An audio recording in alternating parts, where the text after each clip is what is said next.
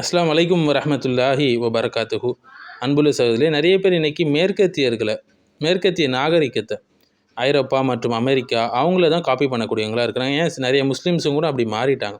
ஆனால் இந்த மேற்கத்திய நாகரிகம் என்பது பெரிதும் கிரேக்க தத்துவங்கள் மூலமாக பாதிக்கப்பட்டிருக்கு. அதாவது கிரீக் ஃபிலாசபி மூலமாக பாதிக்கப்பட்டிருக்கு. அதற்கான ஒரு மறுப்பு குரான் சுன்னாலேருந்து நம்ம பார்க்க இருக்கிறோம் இன்ஷா அல்லாஹ். ஏன்னா அவங்களுடைய மொழியை நம்ம படிப்பதனால, அவங்களுடைய புத்தகங்களை வாசிப்பதனால, அவங்களுடைய பேச்சுக்களை கேட்பதனால முழுக்க முழுக்க முஸ்லீம்களை கூட அவங்களா மாறிடுறாங்க, மேற்கத்தியர்களாக மாறிடுறாங்க. ஸோ குரான் சுன்னாக்கு முரணான விஷயங்கள் அதில் இருக்குது. குரான் சுன்னா அதற்கு மறுப்பு கொடுக்குது கிரேக்க தத்துவத்திற்கு. முக்கியமாக குறிப்பாக தர்க்கமும் பகுத்தறிவும் அரிஸ்டாட்டல் கிட்டேருந்து அவங்க எடுக்கிறாங்க. நெறிமுறைகள், நற்குணம், இது சம்மந்தமான விஷயங்களை பிளாட்டோ, சாக்ரட்டிஸ் கிட்டேருந்து எடுக்கிறாங்க. பரிசோதனை, அதிபரிசோதனை சொல்லுவாங்க, மெட்டாஃபிசிக்ஸ் சொல்லுவாங்க. இதையும் கிரேக்க தத்துவத்திலேருந்து தான் எடுக்கிறாங்க. அடுத்து மனித மையம், அதாவது ஹியூமனிசம் என்று சொல்லுவாங்க. அடுத்து செக்யூலரிசம் என்று சொல்லுவாங்க. இது எல்லாத்தையுமே அவங்கக்கிட்டேருந்து தான் எடுக்கிறாங்க இவங்க. ஸோ அவங்களுடைய வாதங்கள் என்னன்னு சொல்லி பார்த்தீங்கன்னா, வஹி இல்லாமல் பகுத்தறிவே போதும் அப்படின்னு சொல்லக்கூடிய வாதம் தவறான வாதம். மனித அறிவே எல்லாவற்றுக்கும் அளவுகோல் என்கிற வாதம். அடுத்து மறுமை வாழ்க்கை என்பது இல்லை என்பது போல வாதங்கள். நெறிமுறைகள்லாம் மனசின்படி தான், ஒரு கடவுளின் மூலம் அல்ல அப்படின்னு சொல்லக்கூடிய வாதமாக இருக்குது. அடுத்து உலகம் யாராலும் உருவாக்கப்படலை, எல்லாமே இயற்கை தான் என்று சொல்லக்கூடிய வாதம். அரசியலை மதத்திலிருந்து பிரிக்க வேண்டும் என்று சொல்லக்கூடிய வாதம். இது எல்லாமே அவங்களுடைய கிரேக்க கருத்தாக இருக்கிறது. இது எல்லாமே மேற்கத்தியர்களில் தாக்கத்தை ஏற்படுத்துச்சு. செக்குலரிசமாக உருவாச்சு, ரேஷனலிசமாக உருவாச்சு, ஹியூமனிசமாக உருவாச்சு, மேலும் ஏத்திசமாக, மெட்டீரியலிசமாக உருவாச்சு, லிபரலிசமாக உருவாச்சு, டெமோக்ரஸி போன்ற விஷயங்களாக உருவாச்சு, நிறைய விஷயங்கள் உருவாச்சு. இறைவனிடமிருந்து வரக்கூடிய இறை செய்தியை விட புத்தியே போதுமானது என்று சொல்லக்கூடிய இந்த வாதத்துக்கு குர்ஆன் பல இடங்களில் மறுப்பு கொடுக்குதுங்க. சூரத்துல் பக்ராவில் 88வது ஆயத் பார்க்கலாம். நீங்கள் சூரத்துல் இஸ்ராவில் 36வது ஆயத் பார்க்கலாம். இஸ்லாம் என்ன சொல்லுது? அறிவு ஒரு வரையறைக்கு உட்பட்டது. உண்மையான சத்தியம், ஹக் என்பது வஹீயின் மூலமாக தான் ஒருத்தவங்க பெற முடியும் என்று சொல்லக்கூடிய விஷயம். மேலும் இந்த பிரபஞ்சம் என்பது எப்போதுமே இருக்கும், அதுக்கு ஒரு முடிவு இல்லை என்று சொல்லக்கூடிய விஷயம். அரிஸ்டாட்டல் இந்த ஃபித்னாவை கிளப்பி விட்டார். ஸோ இதுக்கு முன்னாடி பார்த்த தலைப்பில் சில விஷயங்கள் மிஸ் பண்ணிட்டோம், அதையும் சொல்லிவிடுவோம். ஸோ அறிவு, புத்தி என்பது வஹியை விட தலையாயது என்று சொல்லக்கூடிய விஷயம்.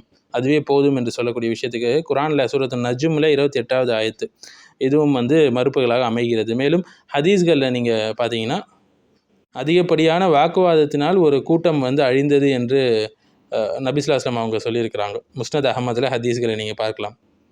ஸோ இறை செய்திக்கு கீழே தான் இந்த பகுத்தறிவு, அறிவு என்பதெல்லாம் இருக்க வேண்டும். இறை செய்திக்கு மேலே அது இருக்கக்கூடாது. மேலும் இந்த பிரபஞ்சம் அது முடிவே கிடையாது என்பது போன்றது குரான் மறுக்குது. சூரத்துல் அன்ஆமுடைய 101வது ஆயத்தை பாருங்கள். சூரத்து ஜுமருடைய 62வது ஆயத்தை பாருங்கள். அல்லாஹ் தான் அனைத்தையும் படைத்தவனாக இருக்கிறான். மேலும் அல்லாஹ் தான் வானங்கள், பூமி எல்லாம் ஒரு முன்மாதிரியின்றி படைத்தவனாக இருக்கிறான்.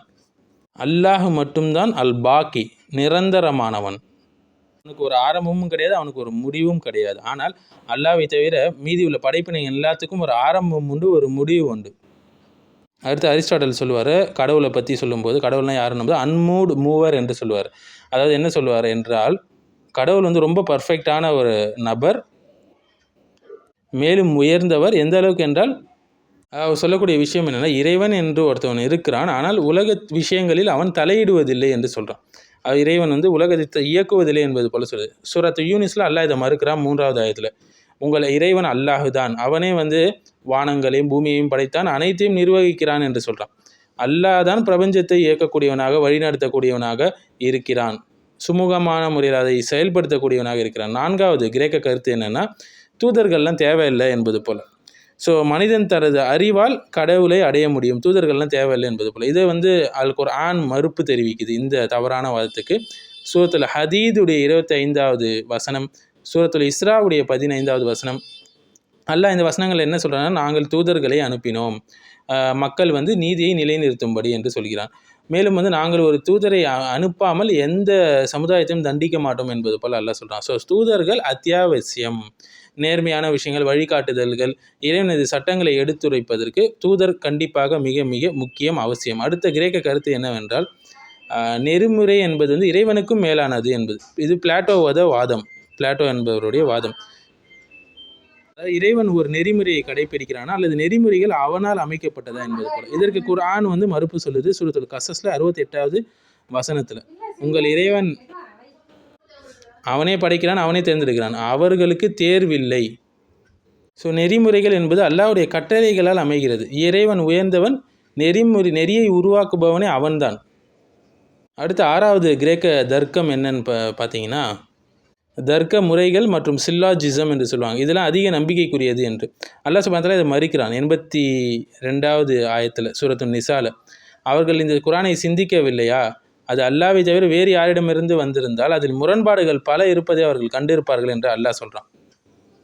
குர்ஆனே மிக உயர்ந்த தர்க்கமும் உண்மையும் கொண்ட ஒரு நூலாக இருக்கிறது. மனித தர்க்கம் தவறுகளால் நிரம்பியுள்ளது. அடுத்து 7வது கிரேக்க கருத்து என்னன்னு பார்த்தீங்கன்னா, ஆன்மா எப்போதும் இருந்தது என்று சொல்லக்கூடிய ப்ரீ எக்ஸிஸ்டன்ஸ் என்று சொல்லக்கூடிய தன்மை. பிளாட்டோ கூறியது என்னன்னு பார்த்தீங்கன்னா, ஆன்மா உடலில் பிறப்பதற்கு முன் மற்றொரு உலகில் இருந்தது என்று.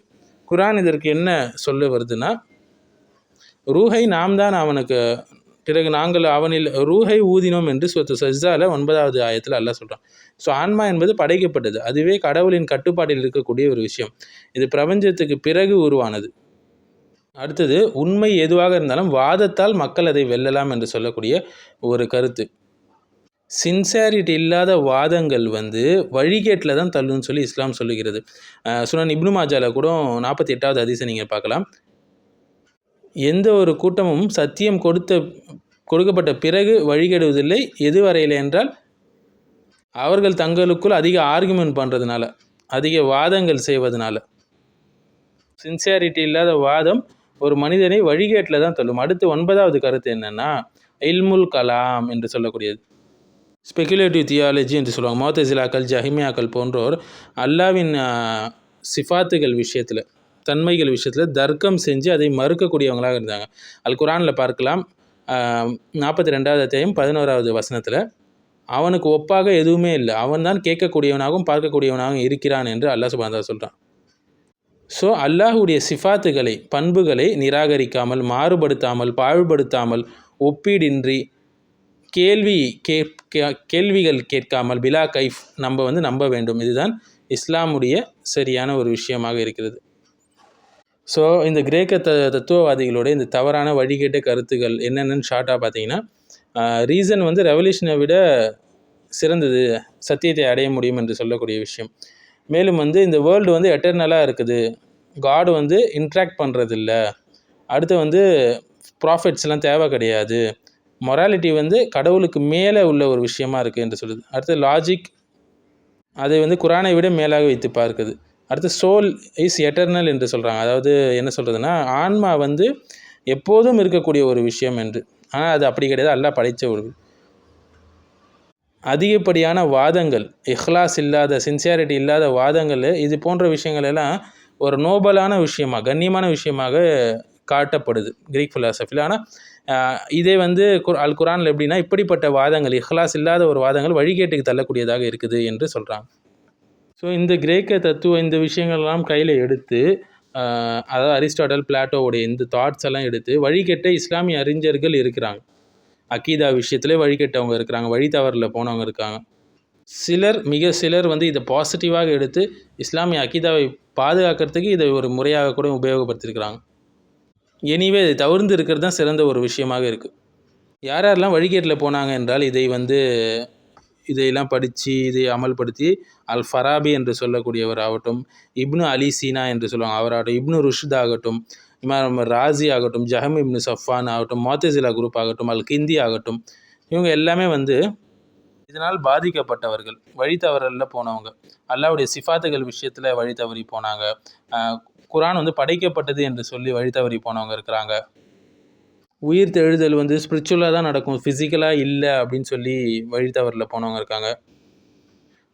அடுத்து ஃபிலாசபி தான் உயர்ந்த கல்வியாக பார்க்கப்பட்டது குர்ஆன் சுன்னாவை விட, அப்படி வழி தவறலில் போனவங்களும் இருக்கிறாங்க.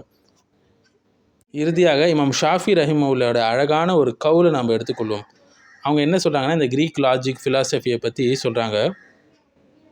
குறிப்பாக அரிஸ்டாட்டலுடைய இந்த கிரீக் லாஜிக் ஃபிலாசபியை பற்றி சொல்லும்போது, மக்கள் சத்தியத்தின் மீது ஒன்றுபட்டிருந்தார்கள். எதுவரையில் என்றால், அரிஸ்டாட்டலுடைய புத்தகங்கள் மொழிபெயர்க்கப்பட்ட பிறகே அவங்க என்ன செஞ்சாங்க, வேறுபட தொடங்கினாங்க. மக்கள் வந்து எதில் இருந்தாங்களாம், ஹக்கில் இணைந்து இருந்தாங்க. இதுவரை அரிஸ்டாட்டிலுடைய புத்தகங்கள் மொழிபெயர்க்கும் வரை. எப்போ அரிஸ்டாட்டிலுடைய புத்தகங்கள் மொழிக்கப்பட்டதோ அப்போ தான் மக்கள் என்னவா ஆரம்பித்தாங்க, வேறுபட ஆரம்பித்தாங்க. ஒற்றுமை அவங்களேருந்து சீர்குலைந்து போச்சு என்று சொல்கிறாங்க. குறிப்பாக இது எல்லாமே வந்து அப்பாசிய ஹிலாஃபத்தில் தான் வந்து அரபியில் மொழிபெயர்க்கப்பட்டது. அதன் பிறகு முஸ்லீம்கள் அக்கீதால குழப்பம் அடைந்தார்கள்.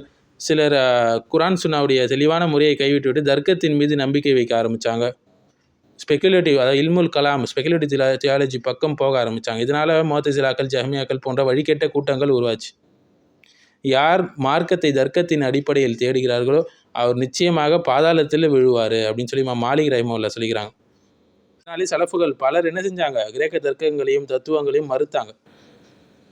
அதை முஸ்லிம் உம்மத்திற்கு, உம்மாவின் அக்கீதாவிற்கு ஒரு ஆபத்தாக அவர்கள் கருதினார்கள்.